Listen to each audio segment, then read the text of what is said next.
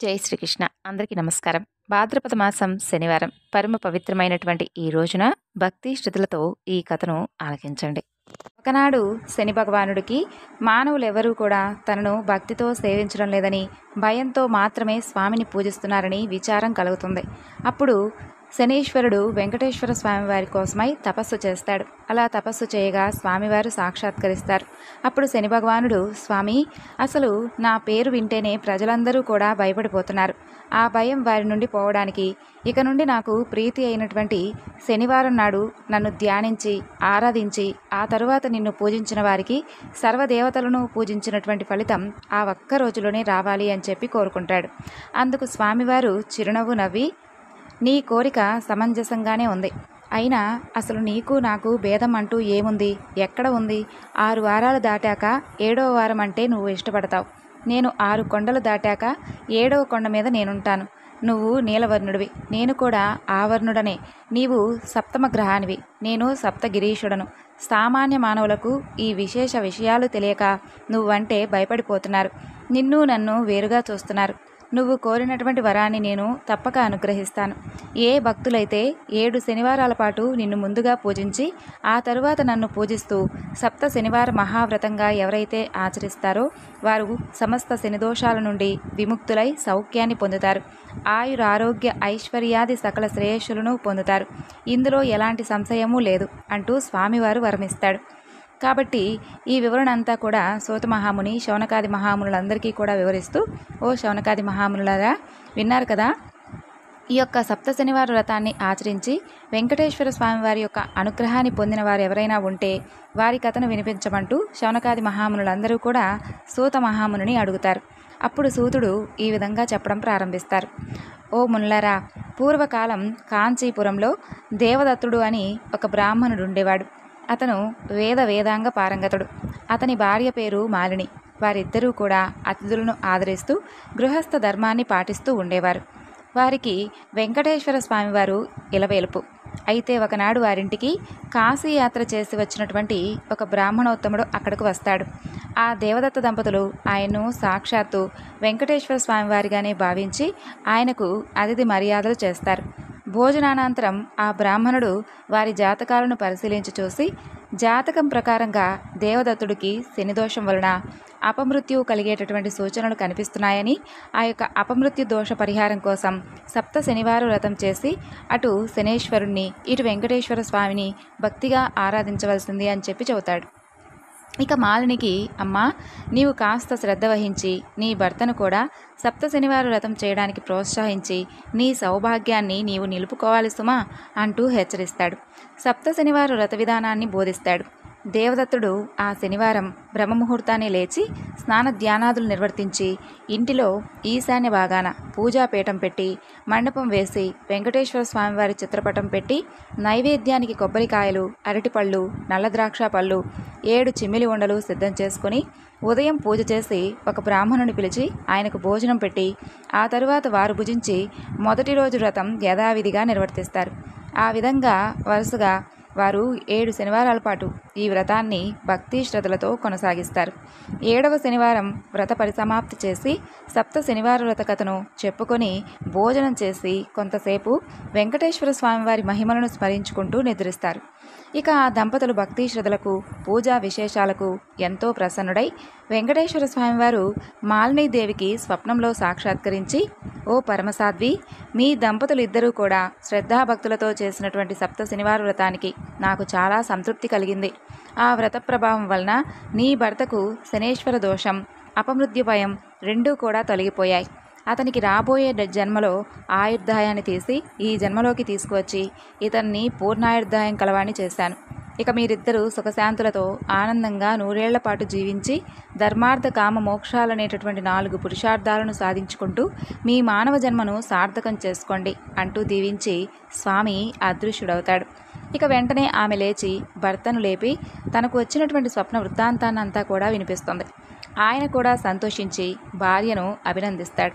అలా ఒక శుభముహూర్తాన ఆ దంపతులిద్దరూ కూడా వెంకటేశ్వర స్వామివారి దర్శనార్థమై తిరుపతి కొండకు వెళ్ళి మొక్కులు తీర్చుకొని స్వామిని మనసారా స్తుతించి ప్రసాదాన్ని స్వీకరించి తిరిగి వస్తారు. ఇంటికి వచ్చిన తర్వాత కొంతమంది బ్రాహ్మణులను పిలిచి అన్న సంతర్పణ చేసి బ్రాహ్మణ ఆశీర్వాదాలు పొందుతారు. అలా జీవితాంతం వరకు యథాశక్తిగా వెంకటేశ్వర స్వామివారి సేవ చేసుకుంటూ చివరికి స్వామివారి సాన్నిధ్యాన్ని పొందుతారు. కలో శ్రీ వెంకటనాయక అంటూ పెద్దల సూక్తి. కలియుగంలో వెంకటేశ్వర స్వామిని మించినటువంటి ఆరాధ్య దైవం లేడు. ఈ సప్త శనివార వ్రతంతో ఆయన్ను ఆరాధించిన వారికి శనిదోషాలు తొలగి స్వామి అనుగ్రహం లభిస్తుందంటూ సూతుడు శౌనకాది మహాములందరికీ కూడా వినిపిస్తాడు. స్వామివారికి ఎంతో ఇష్టమైనటువంటి ఈ శనివార వ్రతాన్ని చేసి సప్త శనివార వ్రతకథను విన్నవారికి కష్టాలు తీరిపోతాయి, గ్రహబాధలు తొలగిపోతాయి, సంపదలు భోగాలు కలుగుతాయి, వారికి వారి కుటుంబానికి సర్వశుభాలు కలుగుతాయి. శనివార వ్రతాన్ని ఆచరించిన వారికి అసాధ్యమే లేదు. ఈ కలియుగమున శనివార వ్రతం మానవుల పాలిట కల్పవృక్షం వంటిది. శనివార వ్రతాన్ని చేసి స్వామివారిని అర్చించి స్తుతించి ఈ కథను చదువుకున్నవారు ధన్యులు. కాబట్టి మనం కూడా వీలున్నంత వరకు మన యథాశక్తిగా శనివార వ్రతాన్ని ఆచరించి వెంకటేశ్వర స్వామివారి యొక్క అనుగ్రహాన్ని పొందదంగాక. ఇప్పుడు మరికొన్ని స్వామివారి కథల గురించి తెలుసుకొని స్వామి అనుగ్రహాన్ని పొందుదాం.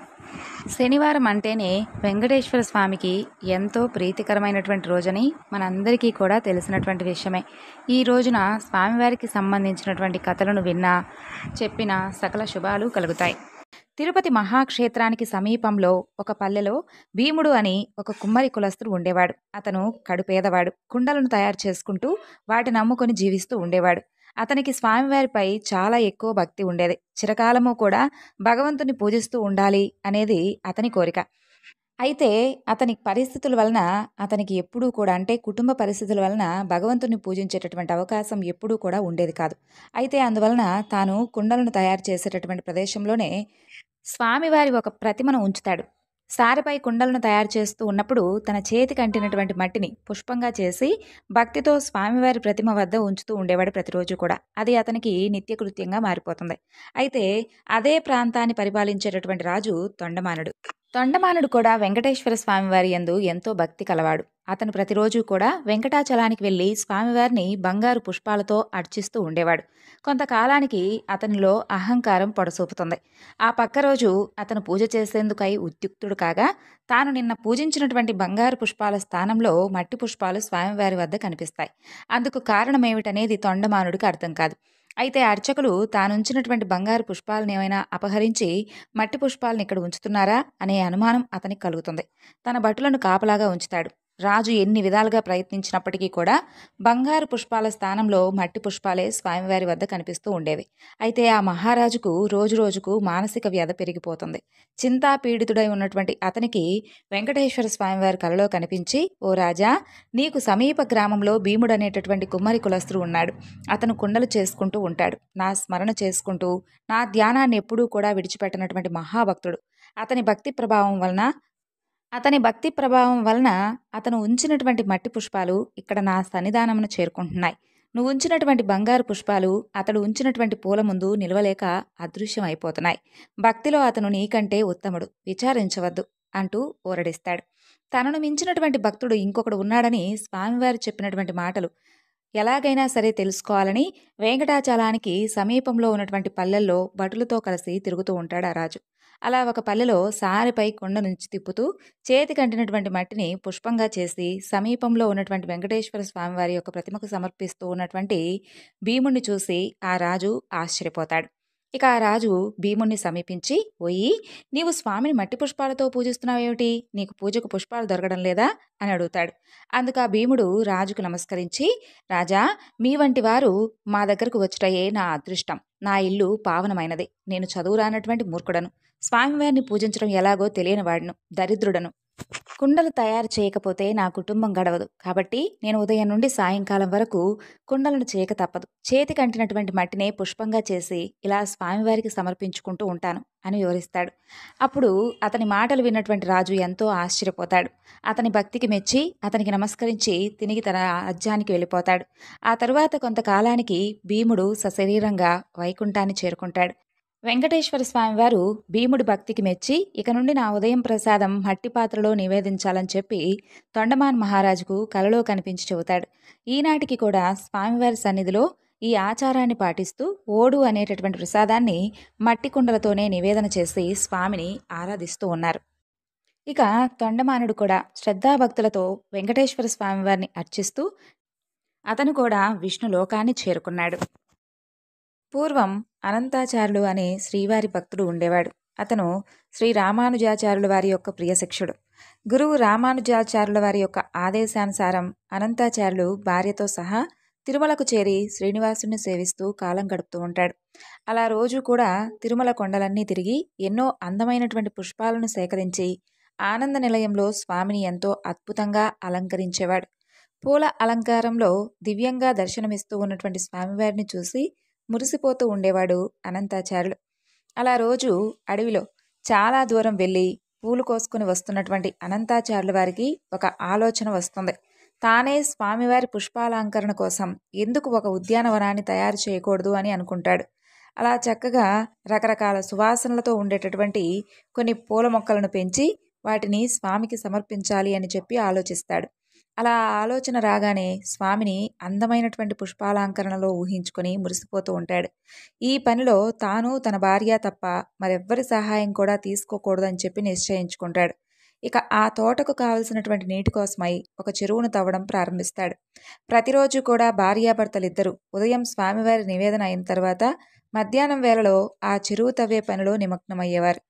నిప్పులు చిమ్మేటటువంటి ఎండను సైతం లెక్క చేయకుండా గడ్డపారతో మట్టిని తవ్వి గంపలో ఎత్తి తన భార్య తలపై పెట్టేవాడు. ఆమె ఆ మట్టిని తీసుకుని వెళ్ళి దూరంగా విసిరివేసి వచ్చేది. అలా ఆ దంపతులిద్దరూ కూడా అదే పనిలో నిమగ్నమవుతారు. భార్య నిండు చూలాలు కావడం చేత గంపను నెత్తిమీద పెట్టుకుని వెళ్ళి దూరంగా పారవేసి మరలా తిరిగి రావడం, మరలా వెనక్కి రావడం చాలా కష్టంగా ఉండేది. కానీ అనంతాచార్యుల వారు మాత్రం వేరే ఎవ్వరి సహాయం తీసుకోకూడదని దృఢమైనటువంటి సంకల్పంతో ఉండడం వలన పాపం ఆ భార్యకు శ్రమ తప్పలేదు. ఆశ్రిత జనవత్సలుడైనటువంటి ఆ శ్రీనివాసుడు అదంతా కూడా చూస్తూ గమనిస్తూ ఉంటాడు. ఆ దంపతులకు ఎలాగైనా సరే సహాయం చేయాలని చెప్పి స్వామివారు అనుకుంటాడు. అలా ఆ మరునాడు ఆచార్యుల వారి వద్దకు ఒక చిన్న బాలుడి రూపంలో వచ్చి, తాత, ఇంత మండుటెండలో మీరు ఎంత కష్టపడుతున్నారు, నన్ను కూడా మీకు సహాయం చేయనివ్వండి అని అడుగుతాడు. కానీ అనంతాచార్యుల వారు మాత్రం అందుకేమాత్రం ఒప్పుకోడు. కానీ బాలుడి రూపంలో ఉన్నటువంటి శ్రీనివాసుడు మాత్రం పట్టు విడవకుండా ప్రతిరోజు కూడా ఆ దంపతులు మట్టి తవ్వే వేళలో వచ్చి అక్కడే నుంచునేవాడు. ఆచార్యుల వారు ఆ బాలుని ఏమాత్రం దగ్గరకు రానిచ్చేవాడు కాదు. ఇక ఆచార్యుల వారిది పట్టుదల.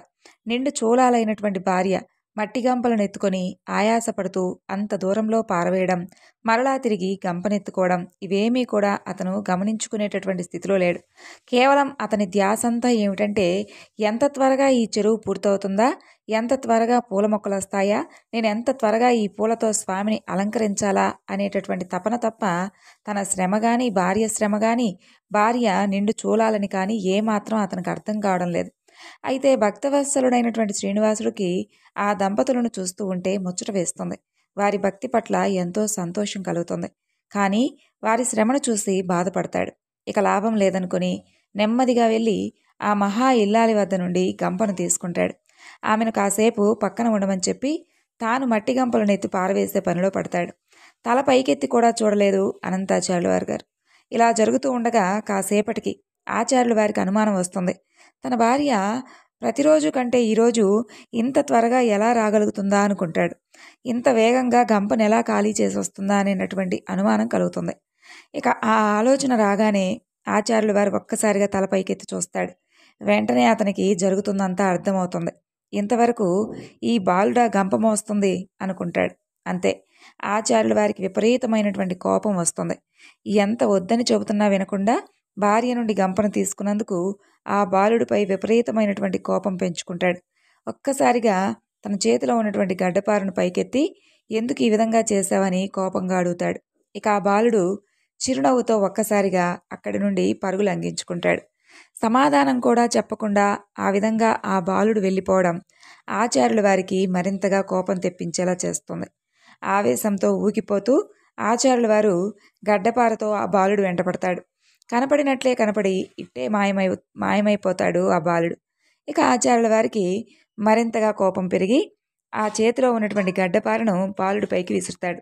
ఆ విసురుకి గడ్డపార బాలుడి గడ్డానికి తగిలి రక్తం కారుతుంది. మరలా మాయమైపోతాడు ఆ బాలుడు. ఆ బాలుడికి దెబ్బ తగలడంతో కొంచెం శంకించినటువంటి ఆచార్యుల వారు మరలా కనపడకుండా పోతాడా అనుకుని వెనుతిరిగి వెళ్ళిపోతాడు. అయితే ఆ రోజు సాయంకాలం ఆలయంలో ప్రవేశించినటువంటి అనంతాచార్యుల వారికి ఆలయంలో కొంతమంది అర్చకులు ఏదో చర్చించుకోవడం కనిపిస్తుంది.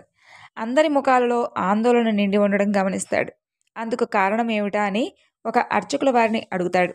ఆనంద నిలయంలోకి తీసుకుని వెళ్ళి స్వామివారి విగ్రహాన్ని చూపిస్తారు ఆ అర్చకులు. అంతే, అక్కడ ఉన్నటువంటి దృశ్యం చూసినటువంటి ఆచార్యుల వారి నోటకు మాట రాదు. శ్రీనివాసుని దివ్యమంగళ విగ్రహం చుబుకంపై గాయమై ఉంటుంది. దారగా కారుతూ ఉన్నటువంటి రక్తం కనిపిస్తుంది. ఆ దృశ్యం చూసినటువంటి అనంతాచార్యుల వారికి జరిగిందంతా కూడా పూర్తిగా అర్థమవుతుంది. స్వామి, ఎంత అపరాధం చేశానయ్యా, వచ్చింది సాక్షాత్తు నువ్వేనని తెలియక ఎంత అపరాధం చేశాను తండ్రి, ఆపద్బాంధవ నన్ను క్షమించు తండ్రి అంటూ స్వామివారిని అర్థిస్తాడు. జరిగిందంతా తెలుసుకొని అక్కడ ఉన్నటువంటి ఆచార్య పురుషులందరూ కూడా ఆశ్చర్యపోతారు. అంతలో శ్రీనివాసుడు ఒక ఆచార్యుడి ద్వారా ఇలా పలుకుతాడు. ఓయి అనంతాచార్య, ఇదంతా కూడా నేను ఆడినటువంటి నాటకం. నీ భక్తి తత్పరతను ఈ లోకానికి చాటాలని ఈ విధంగా చేశాను. నేను చేసినటువంటి లీలా విశేషమే ఇదంతా. నా చుబుకంపై ఈ గాయానికి గుర్తుగా మాయనటువంటి మచ్చ ఏర్పడుతుంది. ఆ చుక్కపై ఈ రోజు నుండి పచ్చకర్పూరపు చుక్కను అలంకరించుకొని భక్తులందరినీ కూడా ఆనందింపచేస్తూ ఉంటాను అని చెబుతాడు స్వామి. ఇక అనంతాచార్యుల వారి జీవితం ధన్యమవుతుంది.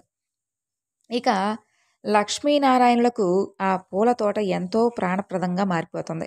ఎంతో అద్భుతమైనటువంటి పూల మొక్కలతో, తీగలతో, రకరకాలైనటువంటి దివ్య పుష్పాలతో ప్రకృతి సౌందర్యం మొత్తానికి కూడా అద్దం పట్టేలాగా ఉండేటటువంటి ఆ తోటలో విహరించాలని చెప్పి మహాలక్ష్మీదేవికైతే అత్యంత ప్రీతికరంగా మారిపోతుంది.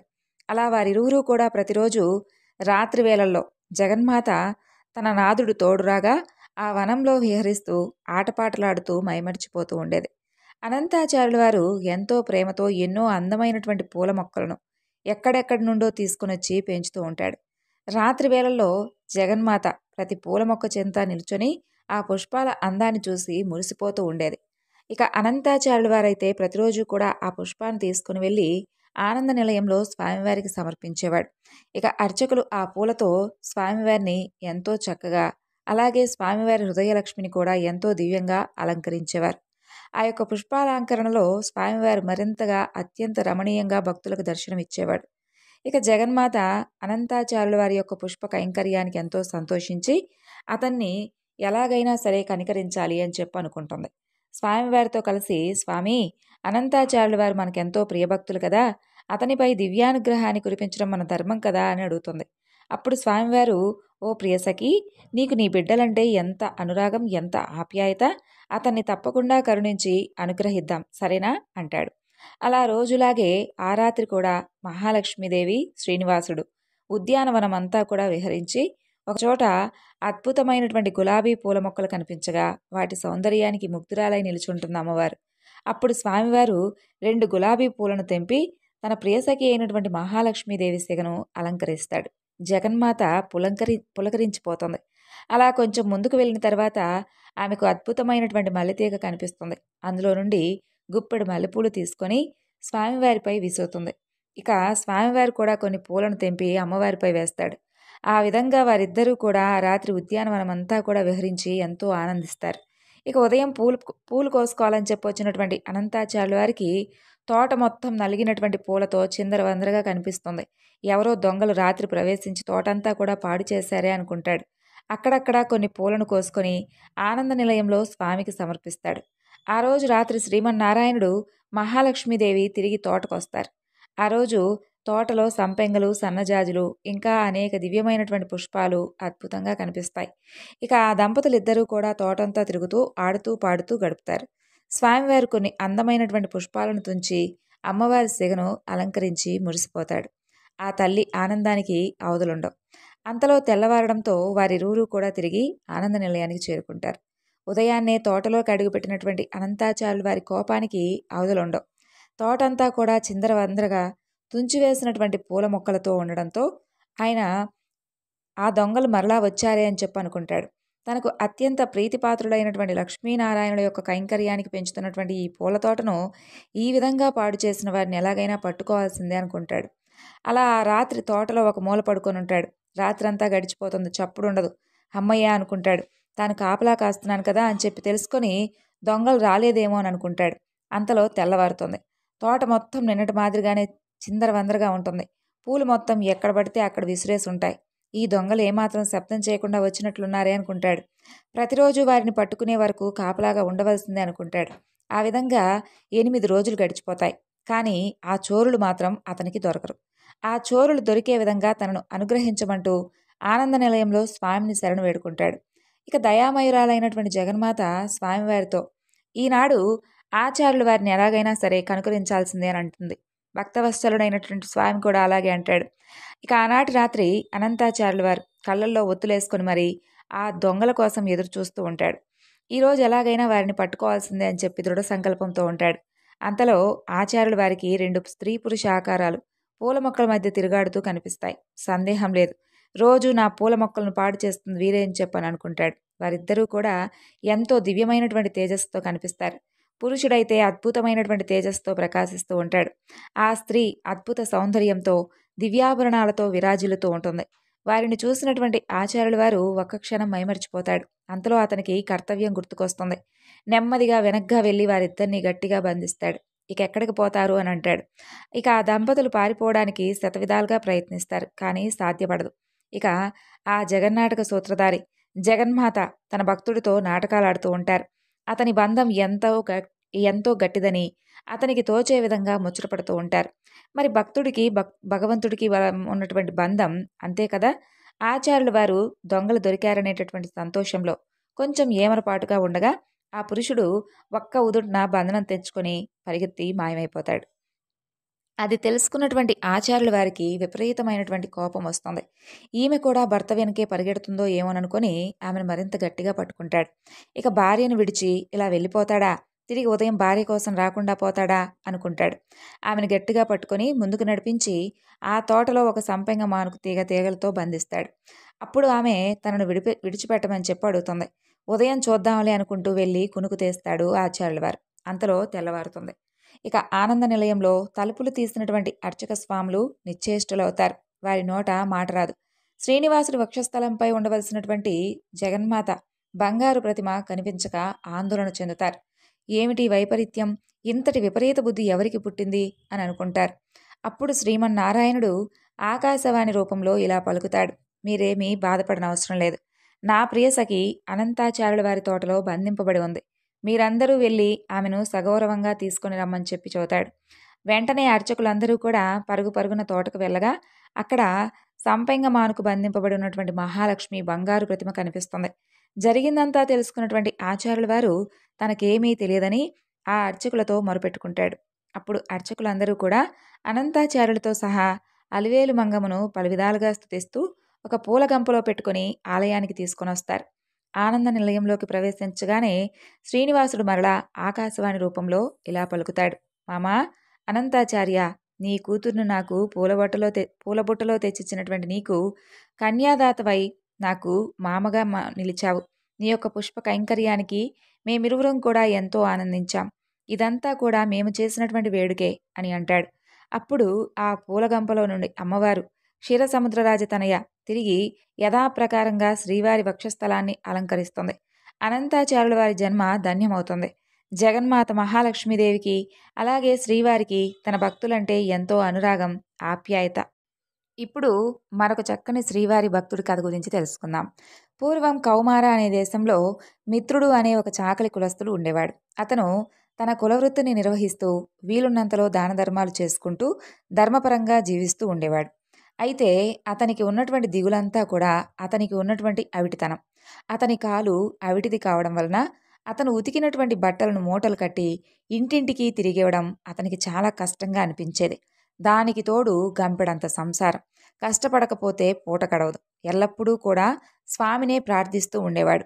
ఏదో ఒక రోజున ఆ స్వామి తనను కరుణిస్తాడు అనే నమ్మకంతో జీవనం సాగిస్తూ ఉండేవాడు. భక్తజన సులభుడైనటువంటి స్వామివారు అదంతా కూడా గమనిస్తూ ఉంటాడు. ఎవరికైనా వారి పూర్వజన్మ కర్మ నివృత్తి అయ్యే సమయానికి స్వామి ఏదో ఒక రూపంలో వచ్చి తన భక్తులను తప్పకుండా ఆదుకుంటాడు. ఒకరోజు సాయంకాలం నాడు రోజులాగే మిత్రుడు చాకిరేవు నుండి బట్టల మూటతో పట్టణానికి రొప్పుతూ తిరిగి వస్తుంటాడు. అంతలో మార్గమధ్యంలో అతనికి ఒక ముసలి బ్రాహ్మణుడు తారసిల్లుతాడు. సహజంగానే భక్తి శ్రద్ధలు ఎక్కువగా ఉండడం వలన మిత్రుడు భుజం మీద ఉన్నటువంటి మూటలన్నీ కింద పెట్టి బ్రాహ్మణుడికి నమస్కరిస్తాడు. అప్పుడు ఆ బ్రాహ్మణుడు, నాయనా, ఈ అవిటికాలితో నువ్వు ఎంత బాధపడుతున్నావో కదా, నీ బాధ చూడటానికి చాలా కష్టంగా ఉంది, నువ్వెంత కష్టపడుతున్నావో అంటాడు. అప్పుడు మిత్రుడు, స్వామి, మీరెవరో మహానుభావుల్లా ఉన్నారు, గంపెడు సంసార భారం చేత నాకు ఈ పని తప్పడం లేదు, ఈ అవిటితనం పోయే మార్గం ఉంటే సెలవివ్వండి అంటూ విన్నవించుకుంటాడు. అప్పుడు ఆ ముసలి బ్రాహ్మణుడు, నాయనా, తప్పకుండా చెబుతాను, సావధానంగా విను. నీ అవిటితనం పోవడమే కాదు, నీకు అష్టైశ్వర్యాలు కలిగించేటటువంటి ఒక వ్రతం ఉంది, దాని గురించి చెబుతాను. ఆ వ్రతం ఆచరించినటువంటి మరుక్షణం నీకు 1000 వరహాలు లభిస్తాయి.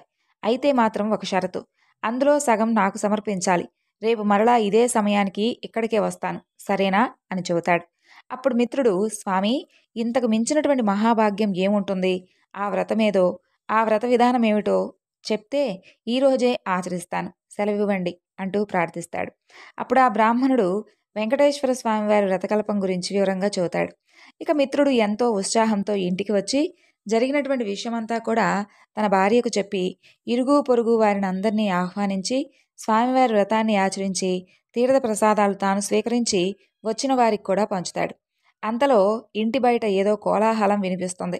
మిత్రుడి కుమారుడు బయట నుండి ఇంట్లోకి పరుగు పరుగున వచ్చి, అయ్యా, రాజభటులు నీకోసం వచ్చారు, రాజుగారు నీకు కట్న కానుకలు పంపించారట అని చెబుతాడు.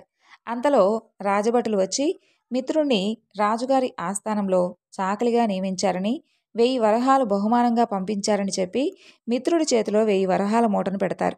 ఒక వారం లోపల వచ్చి రాజుగారి కొలువులో చేరవలసిందే అని చెబుతారు. మిత్రుడి ఆనందానికి అవధులుండవు. వారం దాకా ఎందుకు, రేపే వెళ్ళాలనుకుంటూ మూటాముల్లా సర్దుకొని మరుసటి రోజు తెల్లవారుజామునే ప్రయాణమవుతాడు. అయితే ఆ ఆనందంలో ఆ ముసలి బ్రాహ్మణుడికి ఇచ్చినటువంటి మాట గురించి మర్చిపోతాడు. దారి మధ్యలో అతనికి గుర్తుకొస్తుంది. అయితే అలా గుర్తుకురాగా, ఏముందిలే, ఒక నెల తర్వాత కలవచ్చులే అనుకుంటాడు. వెళ్ళి రాజుగారి ఆస్థానంలో చేరుతాడు. రోజులు నెలలు గడిచిపోతూ ఉంటాయి. ఆ బ్రాహ్మణుడికి ఇచ్చినటువంటి మాటను పూర్తిగా మర్చిపోతాడు. అంతే, బ్రాహ్మణ రూపంలో వచ్చినటువంటి స్వామికి కోపం వస్తుంది. అసలు ఈ మానవ నైజం ఇంతే కదా అనుకుంటాడు. తన మహత్యం ఏమిటో తెలియజేయాలని చెప్పి నిర్ణయించుకుంటాడు. మర్నాడే రాజుగారి ఆస్థానంలో రాణిగారి నగలు మాయమైపోతాయి. ఆ అభాండం ఈ మిత్రుడి మీద పడుతుంది. మిత్రుడికి కఠిన కారాగార శిక్ష పడుతుంది. రాజభటులు మిత్రుని పలు విధాలుగా శిక్షిస్తారు. ఎందుకు ఈ విధంగా జరిగింది, ఎందుకు నాపై ఇంతటి అభాండం పడింది అని అనుకుంటూ మిత్రుడికి ఆ రాత్రి నిద్ర కూడా పట్టదు. ఇక ఆ రాత్రి స్వామివారి కలలో కనిపించి, వృద్ధ బ్రాహ్మణుడి రూపంలో నీ దగ్గరకు వచ్చింది నేనేనని, నాకిచ్చినటువంటి మాటను నిలబెట్టుకోకపోవడం వల్లనే ఈ విధంగా జరిగింది అని చెబుతాడు. అప్పుడు మిత్రుడు, స్వామి, నేను పాపాత్ముణ్ణి, ఎంతో అపరాధం చేశాను, దయచేసి నన్ను కరుణించండి. ఇక మీదట తప్పకుండా ప్రతి నెలా మీ వ్రతాన్ని ఆచరిస్తాను, మిమ్మల్ని ఎట్టి పరిస్థితిలోనూ మర్చిపోను, దయచేసి నన్ను కరుణించండి స్వామి, నా సంపాదనలో సగభాగం ప్రతి నెలా జీవితాంతం తమకే సమర్పించుకుంటాను అని చెంపలు వేసుకుని స్వామివారిని పరిపరి విధాలుగా వేడుకుంటాడు. భక్తజన సులభుడైనటువంటి స్వామి అందుకు సంతోషించి మిత్రుని వెంటనే అనుగ్రహిస్తాడు. శ్రీవారి అనుగ్రహం చేత రాణిగారి నగలు వేరే ప్రదేశంలో మరుసటి రోజుమే దొరుకుతాయి. మిత్రుడు ఆ యొక్క దొంగతనం చేయలేదని చెప్పి తెలుసుకొని రాజు జరిగిందంతా తెలుసుకున్న తర్వాత మిత్రుణ్ణి కారాగారం నుండి విడిచిపెడతాడు. అప్పటి నుండి మిత్రుడు స్వామివారికి ఇచ్చినటువంటి మాట ప్రకారంగా ప్రతి నెలా కూడా వెంకటేశ్వర స్వామివారి యొక్క వ్రతాన్ని భక్తి శ్రద్ధలతో ఆచరిస్తూ స్వామిని ఎప్పుడూ కూడా మర్చిపోకుండా తన సంపాదనలో, తనకు వచ్చినటువంటి సంపాదనలో సగభాగం స్వామివారికే సమర్పించుకుంటూ కలకాలం సంతోషంగా జీవించాడు.